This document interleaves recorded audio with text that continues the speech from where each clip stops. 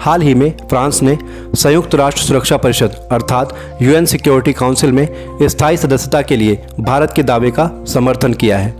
France ने सुरक्षा परिषद में बड़े बदलाव की ज़रूरत पर जोर देते हुए कहा है कि मौजूदा समय में भारत, जर्मनी, ब्राज़ील और जापान जैसे राष्ट्र स्थायी सदस्य बनने के अधिकारी हैं। तो दोस्तों, इस वीडियो में हम संयुक्त राष्ट्र सुरक्षा परिषद में भारत की स्थायी सदस्यता की दावेदारी पर चर्चा करेंगे।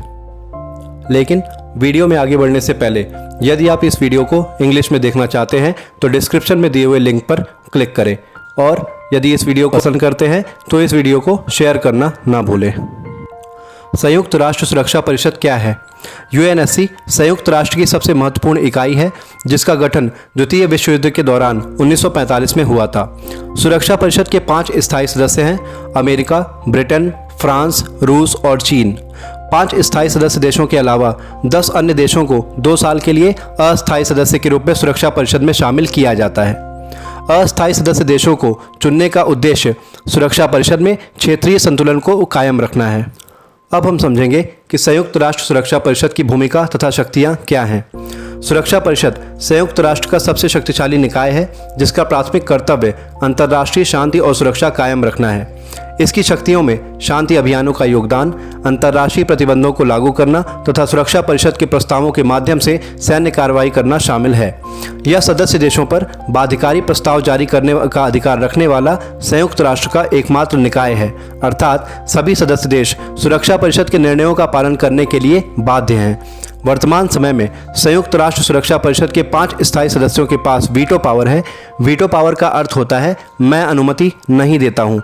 इसका मतलब है कि स्थायी सदस्यों के फैसले से अगर कोई सदस्य सहमत नहीं है तो वह वीटो पावर का इस्तेमाल करके उस फैसले को रोक सकता है। अब हम जानेंगे कि भारत को संयुक्त राष्ट्र सुरक्षा परिषद में स्थायी सदस्यता क्यों दी जानी चाहिए। भारत संयुक्त राष्ट्र के संस्थापक सदस्यों में शामिल था। भारत संयुक्त राष्ट्र शांति अभियानों में सर्वाधिक योगदान देने वाला देश है। वर्तमान में विश्व भर में भारत के 8,500 से अधिक शांति सैनिक तैनात हैं, जो संयुक्त राष्ट्र की 5 बड़ी शक्तियों के सैनिकों की संख्या के 2 गुने से अधिक हैं। भारत 1.3 बिलियन की आबादी और $1 ट्रिलियन से भी अधिक की अर्थव्यवस्था वाला एक परमाणु शक्ति संपन्न देश है। जनसंख्या, क्षेत्रीय आकार, जीडीपी, आर्थिक क्षमता, संपन्न विरासत और सांस्कृतिक विविधता, इन सभी पैमानों पर भारत खरा उतरता है। भारत दुनिया का सबसे बड़ा लोकतंत्र है और एशिया की तीसरी सबसे बड़ी अर्थव्यवस्था है।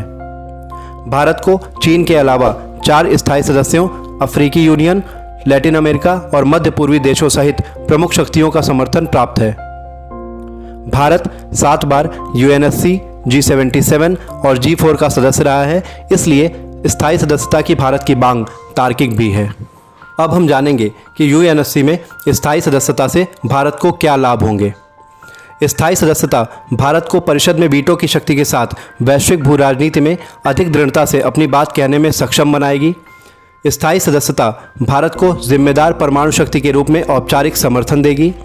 स्थायी सदस्यता द्विपक्षीय वार्ता में भारत को एक नया अवसर प्रदान करेगी। स्थायी सदस्यता बाह्य सुरक्षा खतरों और भारत के खिलाफ राज्य प्रायोजित आतंकवाद के समाधान के लिए तंत्र को मजबूत करने में सहायक सिद्ध होगी। स्थायी सदस्यता हिंद महासागर और दक्षिण चीन सागर जैसे उपमहाद्वीपीय क्षेत्रों में चीन के प्रभुत्व को कम करने के लिए भारत की मदद करेगी। अब हम समझेंगे कि यूएनएससी की स्थायी सदस्यता पाने के मामले में भारत के समक्ष क्या चुनौतियां हैं। आलोचकों द्वारा यह तर्क दिया जाता है कि भारत ने अभी भी परमाणु अप्रसार संधि या नॉन प्रोलिफरेशन ट्रीटी पर हस्ताक्षर नहीं किए हैं और वर्ष 1996 में व्यापक परमाणु परीक्षण प्रतिबंध संधि पर हस्ताक्षर करने से भी भारत ने इनकार कर दिया है। चीन, जिसके पास यूएनएससी में वीटो पावर है, स्थायी सदस्य बनने के भारत के प्रयासों को लेकर चुनौतियां पैदा कर रहा है। यद्यपि भारत वैश्विक अर्थव्यवस्था में एक महत्वपूर्ण स्थान पर है और देश का व्यापक आर्थिक बुनियादी ढांचा भी स्थिर है, किंतु भारत मानव विकास सूचकांक जैसे कई सामाजिक आर्थिक संकेतकों में अनपेक्षित प्रदर्शन कर रहा है। हिंद महासागर क्षेत्र से परे अपनी सैन्य शक्ति को प्रदर्शित करने की भारत की क्षमता का परीक्षण किया जाना अभी शेष है। इसके अलावा भारत अपनी सैन्य आवश्यकताओं के लिए अमेरिका और रूस से हथियारों के आयात पर बहुत अधिक निर्भर करता है। वीडियो देखने के लिए धन्यवाद। नए वीडियोस के लिए चैनल्स को सब्सक्राइब करें।